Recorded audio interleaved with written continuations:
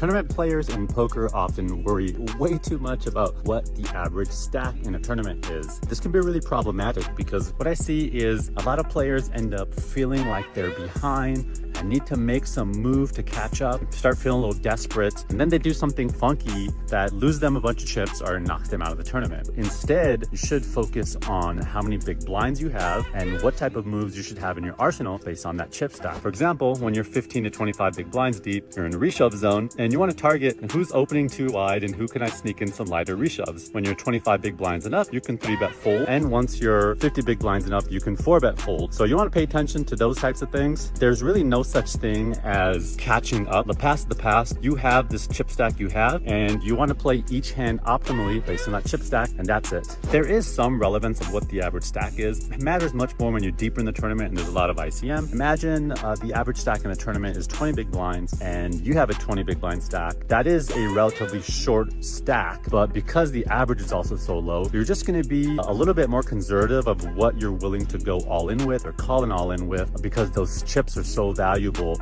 as you're approaching that final table and those big pay jumps. But in general, early in the tournament, you shouldn't worry about that too much. And I'm also hesitant to share that advice because I don't want you to get carried away with focusing on your average stack. That is a secondary thing. It's a little bit more advanced, and again, comes way more in the late game. All right, good luck at the tables, y'all.